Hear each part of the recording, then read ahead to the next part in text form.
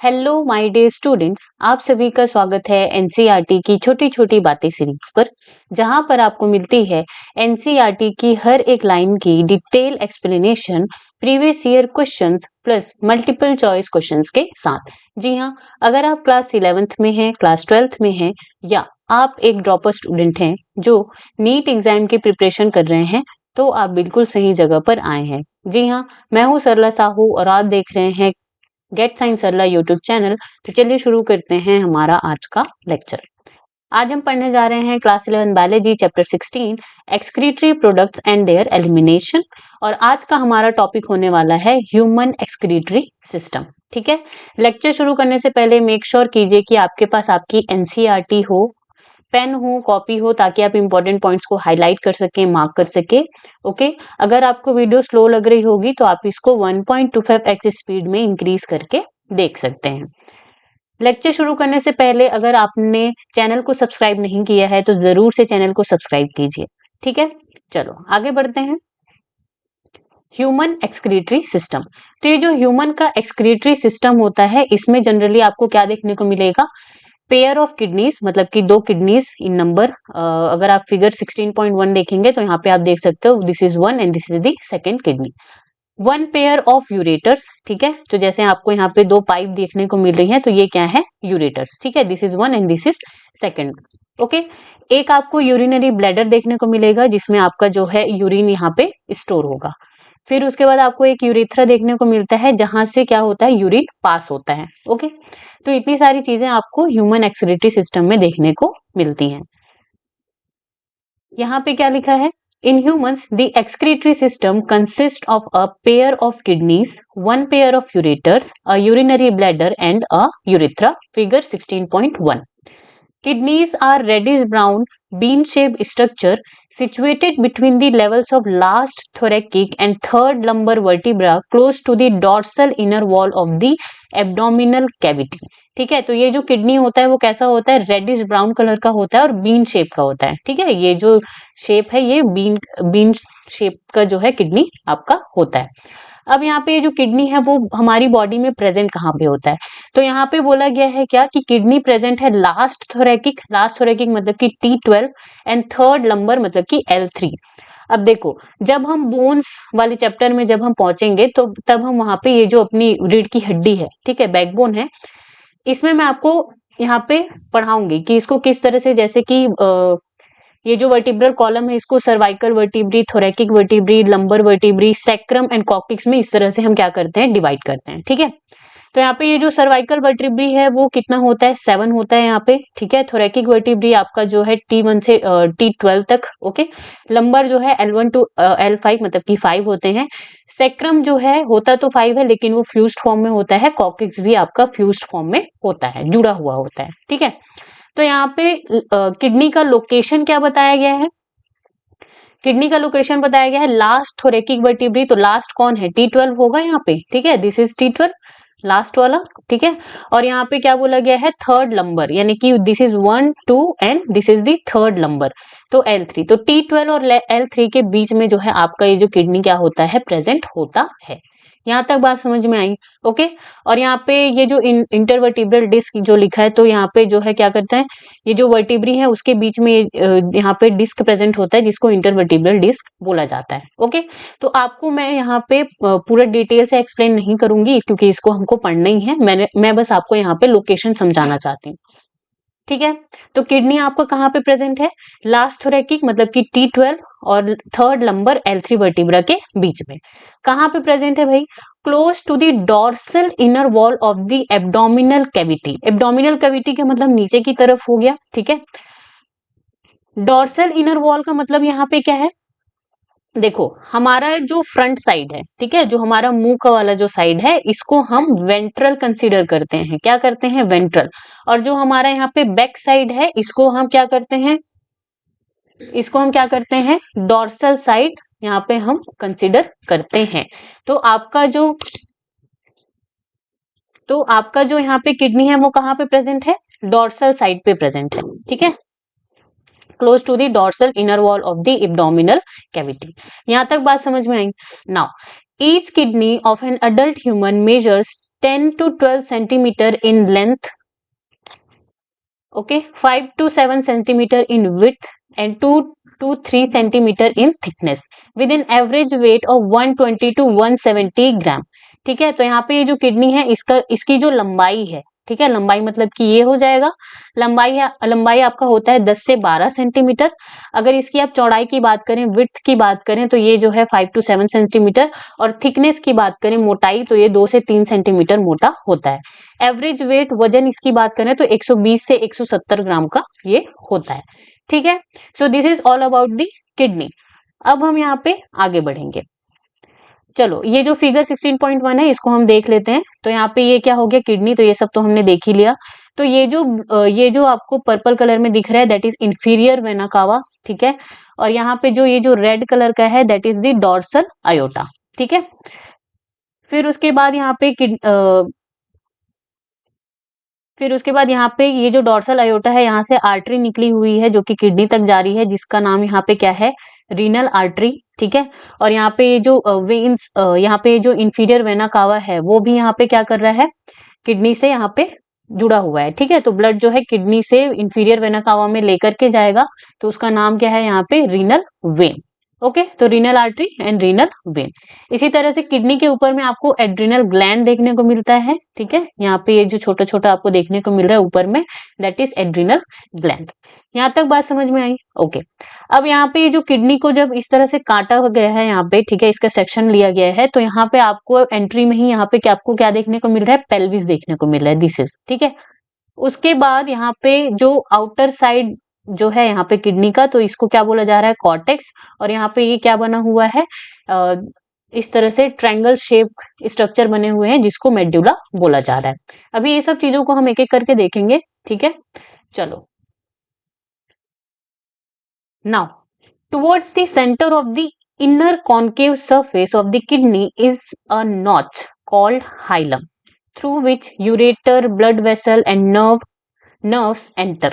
अब देखो यहाँ पे एक क्या है, hilum, this is the notch. ठीक है, तो यहाँ पे क्या बोला जा रहा है, towards the centre of the inner concave surface. Concave मतलब कि ये, ठीक है, तो इस कॉन्केव सरफेस के पास आपको जो है हाइलम देखने को मिलता है।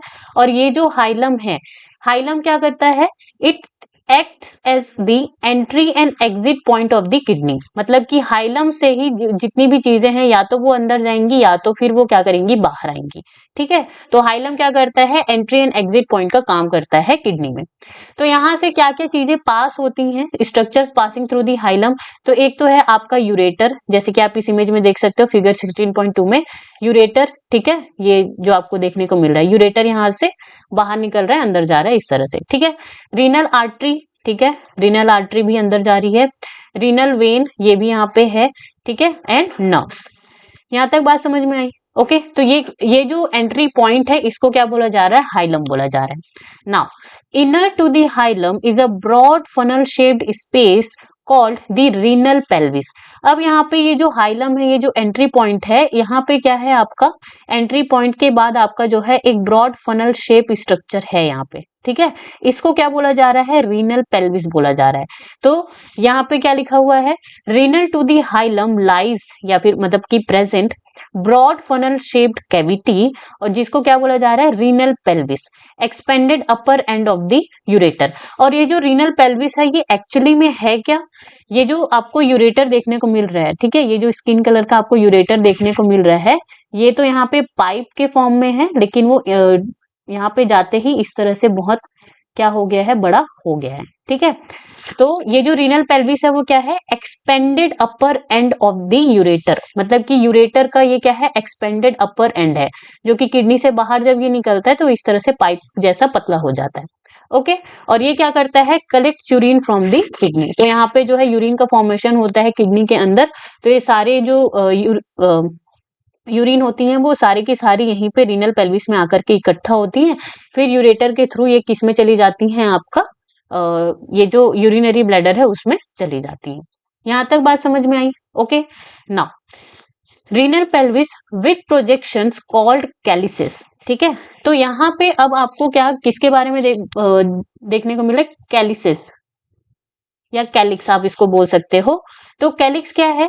फिंगर लाइक प्रोजेक्शंस होती हैं arising from the renal pelvis. तो यहाँ पे ये जो रीनल पेल्विस है, ये आपका ये जो फनल शेप्ड कैविटी आपको देखने को मिला, दैट इज रीनल पेल्विस। यहीं पे ये क्या हो गई, इस तरह से प्रोजेक्शन लाइक स्ट्रक्चर बना करके जुड़ी हुई है यहाँ पे मेडुला से। ठीक है, तो इसको क्या बोला जा रहा है? कैलिसेस बोला जा रहा है। ये क्या करती हैं? Collect urine from the renal pyramids and pass it to the renal pelvis. तो यहाँ से ये जो पिरामिड स्ट्रक्चर है, यहाँ से इसको क्या करती हैं, ये यूरिन को कलेक्ट करती हैं, और ये जो यूरिन है वो ये जो रीनल पेल्विस है इसमें जाता है, फिर यूरिन जो है रीनल पेल्विस से यूरेटर में आता है। ठीक है, यहां तक बात समझ में आई? Now the outer layer of kidney is a tough capsule. Inside the kidney there are two zones, an outer cortex and an inner medulla. अब देखो यहाँ पे ये जो किडनी है, ठीक है, ये जो किडनी है इसका जो आउटर लेयर होता है, जैसे कि आप यहाँ पे देख सकते हो, ठीक है, ये जो आउटर लेयर है, आउटर लेयर कैसा होता है? टफ होता है। ठीक है, जिसको ये जो आउटर लेयर है वो उसको या तो आप टफ कैप्सूल बोलेंगे या तो फिर रीनल कैप्सूल कहेंगे, जैसे कि आपको ये जो इमेज 16.2 है यहाँ पे आपको देखने को मिल रहा है। ठीक है, टेक्स्ट में सिर्फ और सिर्फ टफ कैप्सूल का नाम दिया हुआ है, लेकिन इमेज में रीनल कैप्सूल का भी नाम दिया हुआ है, तो दोनों चीजें एक ही हैं। नाउ अब यहाँ पे अगर आप किडनी के अंदर जाओगे तो किडनी के अंदर में आपको दो जोन्स देखने को मिलेंगी, टू जोन्स। ठीक है, एक है आउटर जोन और एक है क्या आपका इनर जोन। तो आउटर जोन को क्या बोला जा रहा है? कॉर्टेक्स, और इनर जोन को क्या बोला जा रहा है? मेडुला। जैसे कि आप देख सकते हो, एंड आउटर कॉर्टेक्स मतलब आउटर जोन जो है उसको cortex, and inner medulla, inner zone जो है उसको मेडुला बोला जा रहा है। ठीक है, अब देखो, the medulla is divided into a few conical masses, medullary pyramids, projecting into the calyces, single calyx. Okay, तो यहाँ पे ये जो मेडुला है, ये मेडुला है, ये क्या करता है? ये डिवाइड होता है फ्यू कोनिकल मासेस में, मतलब इस तरह से ट्रायंगुलर स्ट्रक्चर में, जिसको मेडुलरी पिरामिड बोला जा रहा है। जैसे कि आप यहाँ पे देख सकते हो, ये जो यहाँ पे ये क्या है? आउटर है, आउटर जो जोन है उसको कॉर्टेक्स बोला जा रहा है, और इनर जो जोन है वो क्या हो जाएगा? आपका मेडुला हो जाएगा। ठीक है, अब ये जो मेडुला है यहाँ पे ये डिवाइड हुआ है फ्यू कोनिकल मासेस में, जैसे कि आप यहाँ पे ये इमेज में देख रहे हो, और इसका नाम क्या है? Medullary pyramid. क्या नाम है भाई? Medullary pyramid. यहाँ तक बात समझ में आई? नाउ अब ये जो मेडुलरी पिरामिड्स हैं, ये जो है खुलती कहाँ पर है? कैलिसेस में खुलती है, जैसे कि आप यहाँ पे देख सकते हो। ठीक है, फिर ये कैलिसेस जो है कहाँ पे खुल रही है? रीनल पेल्विस में, एंड देन यूरेटर। ये सीक्वेंस है।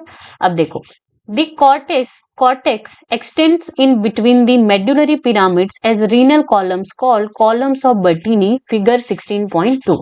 अब यहाँ पे ये जो कॉर्टेक्स है जो हमने यहाँ पे पढ़ा, ठीक है, जो कि आउटर जोन है, ये क्या करता है? X tends between the medullary pyramids. तो यहाँ पे ये जो मेडुला है वो ये क्या बना हुआ है? Medullary pyramids. तो इसके बीच में ये जो कॉर्टेक्स है वो क्या हो रहा है? ये देखो एक्सटेंड हुआ जा रहा है। ठीक है, ये मेडुलरी पिरामिड्स के बीच में कॉर्टेक्स का कुछ पोर्शन जो है यहाँ पे एक्सटेंड हुआ पड़ा हुआ है, जिसको क्या बोला जा रहा है? Renal columns. क्या बोला गया है यहाँ पे? रीनल कॉलम्स और columns of बर्टीनी, that is the very very important point. ठीक है, तो यहाँ पे ये जो कॉर्टेक्स है वो ये जो मेडुलरी पिरामिड्स है उसके बीच में घुसा हुआ है, एक्सटेंड हुआ है, ठीक है, एक्सटेंड हुआ है, उसको यहाँ पे क्या बोला जा रहा है? कॉलम्स ऑफ बर्टीनी या फिर रीनल कॉलम्स। तो ये जो नाम है ये दोनों आपको याद रखना है, रीनल कॉलम्स और columns of बर्टीनी is the same thing. Okay, जैसे कि आप यहाँ पे देख सकते हो रीनल कॉलम्स, यहाँ पे आप बगल में लिख लो कॉलम्स ऑफ बर्टीनी। ठीक है, तो ये इमेज हो गया हमारा, तो हमें ये सारी चीजें समझ में आई। ओके, नाउ अब हम यहाँ पे पढ़ेंगे नेफ्रॉन के बारे में। ठीक है, नेफ्रॉन क्या होता है? फंक्शनल यूनिट ऑफ किडनी होता है। Each kidney has nearly 1 million complex tubular structures called nephrons, figure 16.3। Okay, तो यहाँ पे जो किडनी होता है उसमें ईच किडनी, ठीक है, हमारे पास 2 किडनी है और उनमें से हम एक किडनी की बात कर रहे हैं। ठीक है, हर किडनी की बात करें तो इसमें भी और इसमें भी, दोनों किडनी में क्या होता है? एक एक में 1 मिलियन कॉम्प्लेक्स ट्यूबुलर स्ट्रक्चर। सोचो 1 मिलियन। ओके, और ये जो ट्यूबुलर स्ट्रक्चर है इसको क्या बोला जाता है? फंक्शनल यूनिट ऑफ किडनी बोला जाता है। क्यों? क्योंकि ये जो जो भी काम है, ठीक है, वो यही ट्यूबुलर स्ट्रक्चर करता है। तो यहाँ पे फंक्शनल यूनिट ऑफ किडनी किसको बोला जा रहा है? नेफ्रॉन को। किसको बोला जा रहा है? नेफ्रॉन। ठीक है, तो यहाँ पे लिखा हुआ है each kidney has nearly 1 million complex tubular structures called nephrons, figure 16.3, which are the functional units. Each nephron has two parts. तो यहाँ पे जो नेफ्रॉन होता है उसमें दो पार्ट होते हैं, the glomerulus and the renal tubule. ठीक है, तो नेफ्रॉन जो है दो टू पार्ट से मिलकर के बना हुआ होता है, एक है ग्लोमेरुलस और एक है रीनल टिब्यूल्स। ठीक है, glomerulus is a tuft of capillaries, मतलब ग्लोमेरुलस क्या है? गुच्छा है कैपिलरीज का, formed by the efferent arteriole, a fine branch of renal artery. Blood from the glomerulus is carried away by an efferent arteriole. अब देखो, ये जो ग्लोमेरुलस है ये क्या है? टफ्ट ऑफ कैपिलरीज है, गुच्छा है कैपिलरीज का। ठीक है, तो यहाँ पे जो है एक होता है एफरेंट आर्ट्रियोल्स। ठीक है, ये जो एफरेंट आर्ट्रियोल्स होता है ये क्या होती है? बहुत ही ज्यादा fine branch of renal artery होती है। रीनल आर्टरी कहाँ पे देखें हम? यहाँ पे। ठीक है, ये जो आपका यहाँ पे ये क्या है? डॉर्सल आयोटा है। डॉर्सल आयोटा से जो आर्टरी यहाँ पे निकल रही है जो किडनी को जा रही है, दैट इज रीनल आर्टरी। ठीक है, तो ये जो रीनल आर्टरी है, ये जो रीनल आर्टरी है वही क्या बना रही है? एफरेंट आर्ट्रियोल बना रही है। ठीक है, तो ये क्या है? यहाँ पे fine branch of renal artery, मतलब कि बहुत पतली ब्रांच है, brings blood to the glomerulus. तो ये ग्लोमेरुलस, ये जो यहाँ पे आपको इमेज में दिख रहा है टफ्ट ऑफ कैपिलरीज गुच्छा दिख रहा है, तो वहां पे ब्लड को कौन लेकर के आता है? Afferent arteriole. ठीक है, फिर उसके बाद यहाँ से ब्लड को कौन लेकर के जाता है? Efferent arteriole. ठीक है, सेकंड है यहाँ पे efferent arteriole, blood carried away from the glomerulus. तो ये जो ग्लोमेरुलस है उससे ब्लड को दूर ले जाया जाता है, किसके थ्रू? आपका जो है यहाँ पे ग्लोमेरुलस के थ्रू। ठीक है, इसको अभी आप वासा रेक्टा को हटा दो। ओके, इसको हम थोड़ी देर में समझेंगे। यहाँ तक बात समझ में आई? तो आपको एफरेंट आर्ट्रियोल के बारे में ये याद रखना है कि ग्लोमेरुलस तक ब्लड को लेकर के आता है और इफरेंट आर्ट्रियोल जो है ब्लड को ग्लोमेरुलस से लेकर के जाता है। ओके, तो ये हो गया एक पार्ट। सेकेंड पार्ट है आपका रीनल ट्यूब्यूल, जिसमें हम यहाँ पे पढ़ेंगे पीसीटी, डीसीटी पढ़ेंगे एंड लूप ऑफ हेनले यहाँ पे हम पढ़ेंगे। यहाँ तक बात समझ में आई? Okay, now the renal tubules begins with a double-walled cup-like structure called Bowman's capsule, which encloses the glomerulus. अब देखो, यहाँ पे ये जो रीनल ट्यूब्यूल है, ठीक है, क्या है? रीनल ट्यूब्यूल है, वो उसकी शुरुआत ही होती है किससे? बोमेन्स कैप्सूल से। और ये जो बोमेन्स कैप्सूल होता है वो कैसा होता है? Double walled cup like structure. ठीक है, जो यहाँ पे ये जो ब्लू कलर में जो दिख रहा है, ठीक है, ये जो आपको ब्लू कलर में स्ट्रक्चर दिख रहा है कप लाइक स्ट्रक्चर, ये जो कि डबल वॉल्ड होता है, इसको बोला जा रहा है बोमन्स कैप्सूल। ठीक है, इनक्लोजेज द ग्लोमेरुलस। इनक्लोजेज द ग्लोमेरुलस का मतलब सराउंड्स द ग्लोमेरुलस। तो ये जो बोमन्स कैप्सूल है ये जो ग्लोमेरुलस है, टफ्ट ऑफ कैपिलरीज है, उसको इस तरह से इनक्लोज करके या फिर सराउंड करके रखता है। ठीक है, यहाँ तक बात समझ में आई?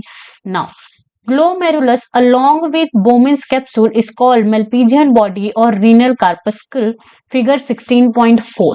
ठीक है, तो यहाँ पे ये जो बोमेन्स कैप्सूल है, बोमेन्स कैप्सूल मतलब कि रीनल ट्यूब्यूल का स्टार्टिंग हो गया और ग्लोमेरुलस यानी कि टफ्ट ऑफ कैपिलरीज हो गया। ठीक है, ये दोनों को साथ में हम यहाँ पे मेल्पीजियन बॉडी या फिर रीनल कॉर्पस्कल बोल रहे हैं। तो that is the very very important point. ठीक है, ये आपको अच्छे से क्लियर होना चाहिए। तो यहाँ पे फिगर 16.4 में आपको मेल्पीजियन बॉडी मतलब कि रीनल कॉर्पस्कल के बारे में दिया हुआ है। ठीक है, so this is the Bowman's capsule और यहाँ पे ये जो है ये क्या है? ग्लोमेरुलस है, आप लिख लो। ठीक है, और बोमेन्स कैप्सूल प्लस ग्लोमेरुलस यहाँ पे आपका क्या हो जाएगा? मेल्पीजियन बॉडी और रीनल कॉर्पस्कल हो जाएगा। ठीक है, इसी तरह से आपको ये जो है afferent arteriole and efferent arteriole अच्छे से याद रखना है कि इनका काम क्या है। और यहाँ पे आपको ये नोट करना है कि एफरेंट आर्ट्रियोल जो है थोड़ा सा यहाँ पे वाइड होता है, मोटा होता है। ठीक है, यहाँ पे, और इफरेंट आर्ट्रियोल जो है यहाँ पे क्या होती है? पतली होती है। कैसी होती है? पतली होती है। किसके कंपैरिजन में? एफरेंट आर्ट्रियोल के कंपैरिजन में। ठीक है, ये बात आपको याद रखनी है। Now the tubule continues further to form highly coiled network proximal convoluted tubule PCT. ठीक है, तो देखो अब हम यहाँ पे किसके बारे में पढ़ेंगे, रीनल ट्यूब्यूल के बारे में। तो रीनल ट्यूब्यूल जो है कुछ इस तरह का दिखाई देता है। ठीक है, तो ये जो रीनल ट्यूब्यूल है हमने वहां पे देखा कि ये शुरू ही होता है किससे, बोमेंस कैप्सूल से। तो ये जो कप लाइक स्ट्रक्चर है डबल वॉल, इसको क्या बोला जा रहा है, बोमेंस कैप्सूल बोला जा रहा है। ओके, अब यहाँ पे क्या होगा, ये जो ट्यूब्यूल है कंटिन्यू होता है फर्दर और ये फॉर्म करता है highly coiled network called PCT, proximal convoluted tube. ठीक है, तो जैसे यहाँ पे ये जो यहाँ तक ये जो स्ट्रक्चर दिख रहा है that is PCT. Okay, now a hairpin shaped Henle's loop is the next part of the tubule which has a descending and ascending link. अब यहाँ पे ये जो प्रॉक्सिमल कॉन्वोल्यूटेड ट्यूब्यूल है पीसीटी है वो कंटिन्यू होकर के फॉर्म करता है हेनलेज लूप और इसका जो शेप होता है वो हेयरपिन शेप का होता है। ठीक है, और ये जो हेनलेज लूप है इसमें डिसेंडिंग लिंब होता है, फिर उसके बाद आपको जो है असेंडिंग लिंब भी देखने को मिलता है। क्यों ऐसा बोला जा रहा है, देखो ये तो हो गया क्या आपका पीसीटी। अब पीसीटी यहाँ पे हेनलेज लूप बनाएगा तो हेनलेज लूप में ये क्या हो जाएगा आपका डिसेंडिंग लिंब, मतलब कि ये नीचे जा रहा है, फिर उसके बाद ये जो है अब ऊपर जा रहा है तो इसीलिए इसको असेंडिंग लिंब बोला जाता है। ठीक है, तो ये इस तरह का आपका जो है हेयर पिन का स्ट्रक्चर ये बनाता है, कौन, Henle's loop. Okay, now the ascending limb continues as another highly coiled tubular region called distal convoluted tubule। तो ये जो ascending limb है ये फर्दर कंटिन्यू होकर के क्या बनाता है, distal convoluted tubule which is DCT। ये भी क्या है, highly coiled tubular region है। क्या है ये जैसे कि आप देख रहे हो highly coiled tubular region। now the DCTs of many nephrons open into a straight tube called collecting duct। अब देखो यहाँ पे ये जो स्ट्रक्चर है, ठीक है, ये जो आपको ट्री लाइक स्ट्रक्चर जो देखने को मिल रहा है ये क्या है, कलेक्टिंग डक्ट। क्या है ये, कलेक्टिंग डक्ट। ठीक है, तो यहाँ पे बहुत सारे डीसीटी, जैसे कि यहाँ पे एक डीसीटी यहाँ पे खुला, ठीक है, जैसे ये आपको ब्रांच दिख रहा है ये किसी और एक और डीसीटी का है, ये जो ब्रांच है ये किसी और डीसीटी का है। ठीक है, ये भी कोई और डीसीटी। ठीक है, तो यहाँ पे ये भी ये डीसीटी से जो भी यूरिन है वो यहाँ पे आएगा, यहाँ से यहाँ पे भी आएगा। तो इसीलिए यहाँ पे लिखा है कि many DCTs opens into a straight tube. तो ये स्ट्रेट ट्यूब है जिसमें बहुत सारे डीसीटी जो है डिस्टल कॉन्वोल्यूटेड ट्यूब्यूल जो है ओपन होती हैं। इसको क्या बोला जा रहा है, कलेक्टिंग डक्ट। ठीक है, now many of which converge and open into the renal pelvis through medullary pyramids in the calyces। अब देखो ये जो बहुत सारी कलेक्टिंग डक्ट हैं ये आपस में क्या होती है, कन्वर्ज होती हैं एंड ओपन होती है किसमें, मेडुलरी पिरामिड्स में। जैसे कि हम यहाँ पे कहाँ पे देख सकते हैं, ठीक है, तो यहाँ पे आपका जो है हेनलेज ये जो नेफ्रॉन है इसमें जो है इस तरह से प्रेजेंट होता है। फिर ये सारे के सारे जो डीसीटीज हैं वो किसमें चले जाएंगी, कलेक्टिंग डक्ट में। कलेक्टिंग डक्ट से ये जो है medullary pyramids and medullary pyramid से ये कैलिसेस में आएंगी, कैलिसेस से रीनल पेल्विस में आएंगी। तो यही चीज यहाँ पे बताया गया है कि मैनी कलेक्टिंग डक्ट कन्वर्ज होती हैं और ओपन होती है किसमें, मेडुलरी पिरामिड में। फिर उसके बाद वो कैलिसिस के बाद renal pelvis and then ureter, urinary bladder and urethra. ठीक है, so that is the sequence. Now तो यहाँ पे आपका फिगर 16.3 में इमेज दिया हुआ है, a diagrammatic representation of a nephron showing blood vessels, duct and tubule. तो देखो यहाँ पे हमने क्या क्या पढ़ा, ग्लोमेरुलस के बारे में हमने पढ़ा, हाँ कि ये टफ्ट ऑफ कैपिलरी है। बोमेंस कैप्सूल के बारे में हमने पढ़ा, हाँ पढ़ा। ठीक है, तो ये जो दोनों है इसको ये मिल करके क्या बना रही है, यहाँ पे रीनल कॉर्पस्कल बना रही है या मल्पीजन बॉडी बना रही है। ठीक है, यहाँ पे आप इमेज में लिख लो। यहाँ पे जो है ये जो ग्लोमेरुलस बना रही है ये एफरेंट एट्रियोल बना रही है, ठीक है, जो कि ब्लड लेकर के आती है और यहाँ से जो ब्लड लेकर के जाती है उसको इफरेंट एट्रियोल हम बोलते हैं। ओके, अब यहाँ पे जो बोमेंस कैप्सूल है ये क्या करता है, पीसीटी का फॉर्मेशन करता है which is proximal convoluted tubule. ठीक है, इस तरह से।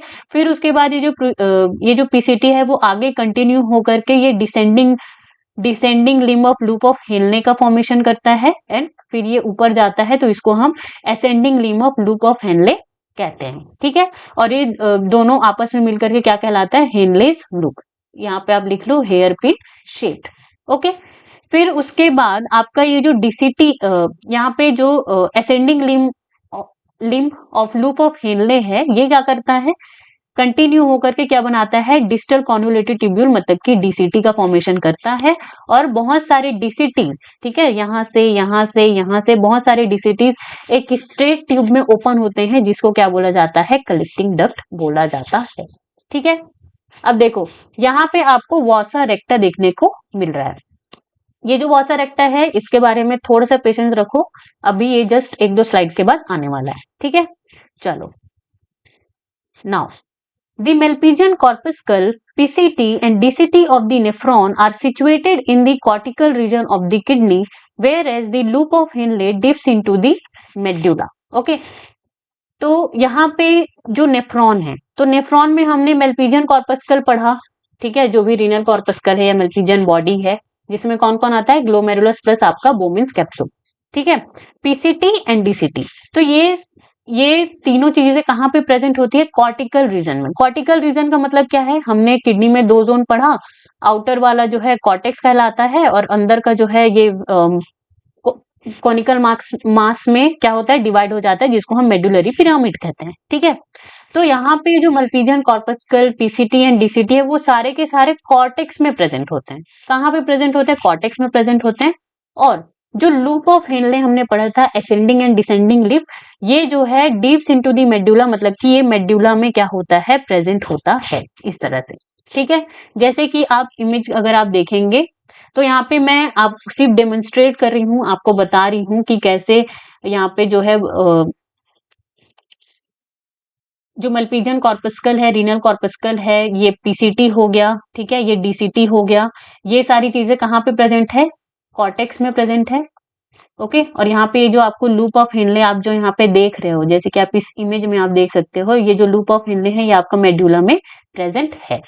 सेम चीज आप कहाँ पे देख सकते हो, फिगर 16.5 में, जैसे कि आपको यहाँ पे ये दिखाया गया है, मल्पीजियन बॉडी हो गया, ठीक है, मल्पीजियन कॉर्पस्कल हो गया, this is PCT, this is DCT. ठीक है, तो ये सारी की सारी चीजें कहाँ पे प्रेजेंट है, कॉर्टेक्स में, और ये जो आपका लूप ऑफ हेनले है, ये कहाँ पे प्रेजेंट है, मेडुला। तो ये चीज आपको याद रखनी है। ओके, अब in majority of nephrons, the loop of Henle is too short and extends only very little into the medulla. Such nephrons are called cortical nephrons. Okay, तो देखो अब यहाँ पे हम क्या पढ़ेंगे, टू टाइप्स ऑफ नेफ्रॉन्स। तो जो भी नेफ्रॉन प्रेजेंट है, ईच किडनी में आपका 1 मिलियन ऑफ नेफ्रॉन्स प्रेजेंट है, तो वहां पे हमें दो तरह के नेफ्रॉन देखने को मिलेंगे। एक है कॉर्टिकल नेफ्रॉन, जिसके बारे में हमने पढ़ा, और एक है आपका जक्स्टा मेडुलरी नेफ्रॉन्स। ठीक है, तो कॉर्टिकल नेफ्रॉन में क्या है, कॉर्टिकल ये 1 मिलियन नेफ्रॉन में से मेजॉरिटी ऑफ नेफ्रॉन जो है कॉर्टिकल नेफ्रॉन ही होते हैं। ठीक है, कुछ थोड़े बहुत जो है वो जक्स्टा मेडुलरी नेफ्रॉन्स होते हैं।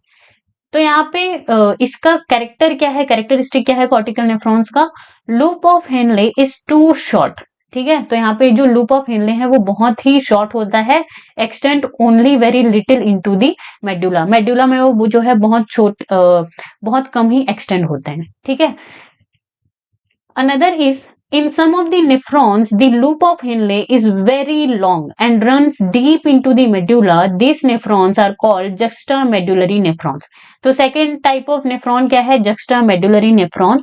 तो यहाँ पे क्या है, जो लूप ऑफ हेनले होता है वो बहुत ज्यादा लंबा होता है, वेरी लॉन्ग होता है, और runs deep into the medulla, और मेडुला में बहुत अंदर तक ये क्या होते हैं, प्रेजेंट होते हैं। ठीक है, जैसे अगर हम ये जो फिगर 16.5 है, तो यहाँ पे आपको जो है मेडुला में ये जो लूप ऑफ हेनले हैं, ये बहुत ज्यादा लंबा देखने को मिल रहा है। ठीक है, तो ये आप बोल सकते हो कि ये क्या है, जक्स्टा मेडुलरी नेफ्रॉन है। अगर यहीं पे कॉर्टिकल नेफ्रॉन होता तो यहाँ पे जो लूप ऑफ हेनले हैं वो बहुत ही शॉर्ट होता, फॉर एग्जाम्पल यहाँ तक। ठीक है, तो ये चीज आपको याद रखना है, कॉर्टिकल नेफ्रॉन्स एंड जक्स्टामेडुलरी नेफ्रॉन्स में लूप ऑफ हेनले का क्या होता है, डिफरेंस होता है। और कॉर्टिकल नेफ्रॉन्स जो है मेजॉरिटी है, कॉर्टिकल नेफ्रॉन्स प्रेजेंट होते हैं कॉमनली, और बहुत ही कम जक्स्टामेडुलरी नेफ्रॉन प्रेजेंट होते हैं किडनी में। यहाँ तक बात समझ में आई। Okay, now The efferent arteriole emerging from the glomerulus forms a fine capillary network around the renal tubule called peritubular capillaries. Okay. तो अब हम यहाँ पे किसके बारे में पढ़ेंगे? ब्लड वेसल्स, ठीक है, अराउंड दी नेफ्रॉन। तो यहाँ पे इफरेंट आर्ट्रियोल हमने देखा कि अच्छा ठीक है, ये एफरेंट आर्ट्रियोल हो गया जो कि ब्लड लेकर के आ रहा है ग्लोमेरुलस तक। फिर उसके बाद आपका जो है यहाँ पे इफरेंट आर्ट्रियोल होता है जो कि ब्लड को लेकर के जाता है ग्लोमेरुलस से, ठीक है। तो efferent arteriole breaks up into a fine network of capillaries. तो ये जो इफरेंट आर्ट्रियोल है ये क्या करता है, फाइन नेटवर्क ऑफ कैपिलरी में पूरे नेफ्रॉन में क्या करता है, पूरी तरह से फैल जाता है, ठीक है। और ये क्या करता है, सराउंड द रीनल टिब्यूल। तो ये जो पूरा रीनल टिब्यूल है इसको वो पूरा क्या कर लेता है, सराउंड कर लेता है, पूरा उसके उसमें छा जाता है, आप बोल सकते हो। तो उसको क्या बोला जाता है, पेरिटिब्यूलर कैपिलरीज, ठीक है। तो ये जो पेरिटिब्यूलर कैपिलरीज है वो कहाँ से ओरिजिनेट हो रही है, इफरेंट आर्ट्रियोल से। वो आर्ट्रियोल जो क्या करती है, ग्लोमेरुलस से ब्लड ले करके जाती है, ठीक है। तो वहां से आपका पेरिटिबुलर कैपिलरीज का फॉर्मेशन हो रहा है। पेरिटिबुलर कैपिलरीज का फंक्शन क्या होता है, ये वाटर, ये रीएब्सॉर्ब करता है वाटर को, glucose, amino acid, ions from the renal tubule and back into the blood, okay, and helps in tubular secretion. तो इसके ये सब चीजों को हम पढ़ेंगे आगे जाकर के। तो पेरिटिबुलर कैपिलरीज का होता है रीएब्सॉर्प्शन ऑफ दीज सब्सटेंसेस, ठीक है। चलो, now a minute vessel of this network runs parallel to the Henle's loop forming a U-shaped vasa recta. Okay, तो अब क्या होता है कि ये जो पेरिटिबुलर कैपिलरीज है जो कि पूरे जो रीनल टिब्यूल है उसमें क्या हुआ है, छाया हुआ है, ठीक है, उसको सराउंड करके रखा हुआ है। वहां से एक थिन वेसल जो है निकलती है, और ये जो थिन वेसल है ये क्या करती है, runs parallel to the loop of Henle. तो जैसे ये जो लूप ऑफ हेनले है, ये जो येलो वाला जो है लूप ऑफ हेनले है, उसके पैरेलली ये क्या करती है, ये जो ब्लड वेसल है या थिन वेसल है वो पूरा इस तरह से क्या करती है, रन करती है, ठीक है। और ये भी क्या करती है, यू शेप का फॉर्मेशन करती है, यू शेप लूप का, जैसे कि आप यहाँ पे देख सकते हो। It follows the shape of Henle's loop, ठीक है। तो हेनलेस लूप जो है आपका यू शेप का है, हेयर पिन शेप का है। तो अगर कोई ब्लड वेसल जो है उसको फॉलो करेगी तो वो भी यू शेप्ड स्ट्रक्चर ही बनाएगी, ठीक है। तो उसको इसी थिन वेसल को जो कि लूप ऑफ हेनले के चारों तरफ प्रेजेंट है, ठीक है, उसके पैरेलली रन करती है, उसको हम वासा रेक्टा कहते हैं। यहाँ तक बात समझ में आई, okay. So vasa recta is absent और highly reduced in cortical nephron, and that is the very very important point which I forget to mention here, ठीक है। तो ये जो वासा रेक्टा है ये क्या होता है, एब्सेंट होता है, या तो फिर अगर प्रेजेंट होगा भी तो वो हाईली रिड्यूस्ड।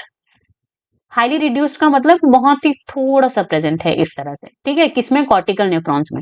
कॉर्टिकल नेफ्रॉन्स क्या है भैया, जो कि मेजॉरिटी जो नेफ्रॉन्स है वो कॉर्टिकल नेफ्रॉन्स ही होती है। आप यहाँ पे लिख लो कि ये जो वासा रेक्टा है वो क्या होता है, एब्सेंट होता है।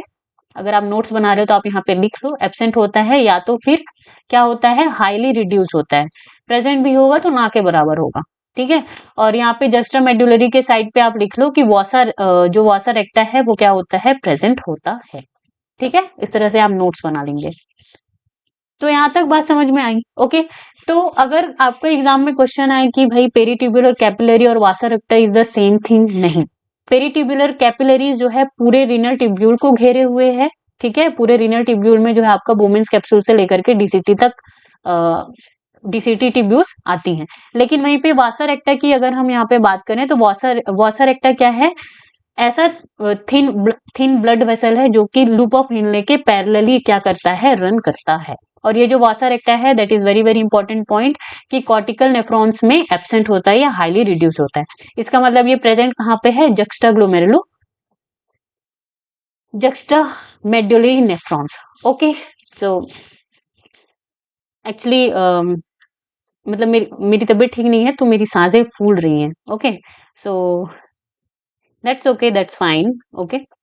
So just ignore all those things, and so this is all about the human excretory system. तो मैंने जो है अपना बेस्ट देने की कोशिश की है कि आपको जो है हर एनसीईआरटी की हर एक लाइन और हर एक वर्ड अच्छे से समझ में आए, ओके। तो अगर कुछ भी चीज़ें समझ नहीं आई हैं तो आप मुझे कमेंट सेक्शन में पूछ सकते हैं, मैं ज़रूर से रिस्पॉन्ड करूँगी। Okay, and thank you so much guys for the watching. Like, comment, share and subscribe the channel. Stay tuned on Get Science Sarla YouTube channel.